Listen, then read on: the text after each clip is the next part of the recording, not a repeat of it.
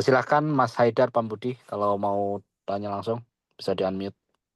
Iya Pak, sebelumnya terima kasih banyak Pak kesempatannya. Saya Haidar. Sebelumnya mohon maaf juga belum bisa on cam karena sedang di luar juga. Saya tadi tertarik Pak terkait pemaparan dari Pak Fahri ya. Kebetulan saya mahasiswa semester akhir dan sedang mencoba untuk mencari eh, kampus atau ya kampus untuk S2 gitu Pak. Nah, salah satunya negara Skandinavia gitu atau negara-negara Nordik gitu. Nah, untuk saat ada beberapa pertanyaan sih Pak. Untuk saat ini eh, riset yang untuk daerah wireless gitu ya Pak, itu di University of Oulu ya, terusnya itu topik-topik apa ya Pak yang lagi mungkin saya bisa masuk ke situ gitu. Nah, karena kebetulan S1 saya eh, riset dan TA-nya itu kebanyakan di seperti information theory, kemudian intelligent wireless, dan termasuk salah satunya tadi yang Pak Fahri bilang ya, saya juga membantu teman untuk riset channel estimation ya untuk 5G gitu. Ya gitu sih Pak. Ya, kalau di University of Oulu, kalau untuk telco banyak sih Mas. Maksudnya hampir setiap topik ada lah itunya. Kayak grupnya lah. Ya kayak misal di information theory gitu juga ada juga. Yang intelligent network juga ada. Jadi coba dicari aja di situ. Tapi kalau di sini misal itu ada gitu. Kalau di University of Oulu hampir semua ada gitu. Setahu saya ya. Jadi tapi kalau S2 kan lebih general ya. Maksudnya nggak sampai ke arah riset yang udah apa. Kalau nggak tahu ya kalau di Europe itu secara umum kalau S2 itu banyak course kan. Nanti di tahun kedua itu mulai tesis kan. Kalau beda sama di Asia Timur tuh udah langsung Mas misal udah langsung punya itu apa research plan atau udah punya spesialisasi gitu loh. Tapi kalau kayak di sini mayoritas setahu saya di Europe tuh S2 itu banyakkan coursework. Mungkin ada yang research base tapi kalau di Finland banyakkan coursework. Jadi itu dulu masuk dulu kuliah kayak gitu. Nanti biasanya ada apa open position buat research assistant di sini kan. Nah, itu biasanya lebih ke spesialisasi gitu atau intern itu misal apa intern di bagian apa di perusahaan kayak gitu biasanya istilahnya thesis worker. Nah, itu lebih ke spesialisasi biasanya. Jadi nggak terlalu pusing untuk urusan apa apa thesis itu belum terlalu maksudnya masih jauh sebetulnya. Jadi lebih ke arah coursework. Kalau mau ke S2 ya, setahu seperti itu. Beda kalau ke Asia Timur tuh langsung udah biasanya udah ada spesialisasi yang mau didaftarin gitu.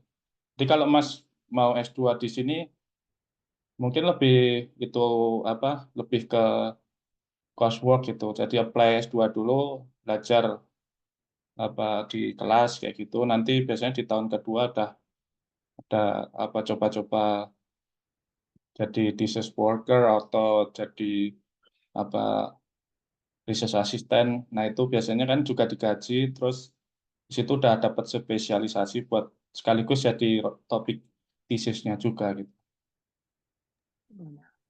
Baik Mas, terima kasih. Mungkin sedikit lagi Mas, tadi saya kepikiran. Saya mau tanya kalau mungkin ada satu hal atau dua hal yang penting gitu kalau misal kita mau apply S2 terutama ke Finland gitu ya. Eh, apa sih yang mau menjadi mungkin dari eh, profesor di sana gitu atau supervisor gitu bisa melirik kita gitu Mas. Selain mungkin IELTS dan sebagainya gitu. Karena misal kalau contoh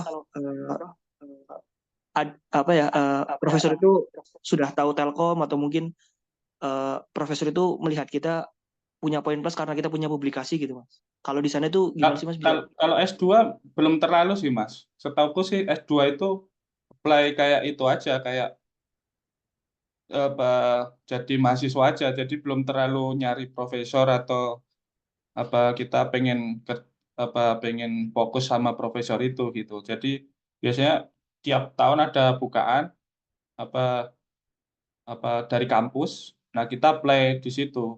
Atau malah kayaknya kalau di Villa itu ada itu, bukan dari kampus, ada kayak bareng gitu loh, apa kayak nasional itu ada tanggalnya gitu kan, ada jadwalnya sendiri setahun, kayaknya 2 kali gitu. Nah dari situ aja gitu, fokus ke persyaratan di situ. Nah apalagi kalau udah ada beasiswa, yaitu jasnya lebih besar gitu. Oh, ya. Baik, baik. Ya. Ya kalau di Europe, setauku terutama di sini, kalau S2 mayoritas itu belum terlalu itulah. Kita harus nyari profesor atau spesialisasi apa. Tapi apply-nya lewat kampus dulu gitu, lewat kampus atau nasional dulu itu apa. Jadi apa application secara nasional gitu. Jadi fokusnya ke arah persyaratan dari kampus atau nasional itu. Ya. Oke. Makasih Mas Haidar. Thank you, Fahri. Penasaran, Fah, kalau misalkan kuliah ke sana biaya sendiri nih, ya S1 atau S2, S3 gitu kan. Mahal nggak sih, Fah? Kayaknya mahal Mas S2. Sekarang Sekarang itu kan, kalau 100% kayaknya sekitar 5.000 apa ya per semester, 5.000 euro kalau S2 itu Per semester internasional. 5.000 euro. Ya, 5.000 euro I see. SPP-nya. Atau nah ya, Oke. aku nggak ingat ya. Kemarin ya, mungkin tahun lalu itu sekitar 5.000 euro apa biaya sendiri ya. Hmm. S2. Kalau S3 gratis, kalau S3 gratis. Mas, di sini kalau misal S3 gratis. Oh gitu, kalau S3 Kalau gratis. ya S3 masih gratis semuanya. Jadi fokus biaya hidup udah beres gitu. Hmm. Tapi kalau S2 per semester dulu 5.000 seingatku. Kok bisa Tahun gitu ya, lalu Fah? nggak tahu. Kok bisa S3 gratis, Mas S1, S2-nya mahal? Ya dulu S2-nya gratis, sekarang mungkin ya bayar Oh, Mas, butuh uang. Tapi kalau S3 kan penelitian banyak kan, jadi mungkin ya iya, iya, gratis. iya, iya. Kebijakan pemerintah aku juga nggak tahu Mas. Oke, oke, oke. Dulu S2, Cuman S1, S2 kalau buat warga lokal memang masih gratis. masih Tapi kalau gratis. atau Oh, orang kayak aku, misal istriku atau siapa yang pemegang permit A itu gratis gitu. Tapi kalau buat oke. international student satu S2 bayar. Tapi S3 buat Oh, siapa oke, pun oke, oke. gratis. Ngerti, ngerti, ngerti. Nah, kalau kayak yang tadi apa tipsnya itu masih bisa jalan nggak, Fah? Misal, udahlah, misalkan aku atau anakku atau teman saudaraku gitu kan, S1 dulu di sana atau S2, biaya sendiri di awal. Tapi kan dapatnya visa B itu kemungkinan kan. Nah, akhirnya nanti pengen bisa dikonvert ke visa A gitu misalkan. Bisa nggak itu Bisa, seperti itu bisa sih? Mas. Bisa, kalau secara teori bisa. Kalau dapat kerja bisa Mas. Oh, jadi nanti sambil sambil study sambil cari-cari kerja gitu kan, asisten riset Ya kah iya, atau ya apa bisa. gitu kan. Atau mungkin nggak lanjut S2-nya juga nggak masalah. Tapi Nggak ada yang maksa visa gitu. B ke visa A itu susah nggak, Pak, di sana itu? Kalau selama dapat itu dapat dapat kontrak nggak nggak susah Mas tauku. Oke, noted, noted. Asal Berarti dapat kerja, bisa terus dibilang perusahaan nih mau. misalkan nih, hmm, bisa dibilang nih berarti kalau misalkan ada model gitu kan, ya udah berangkat untuk S1, S2 buat biaya sendiri.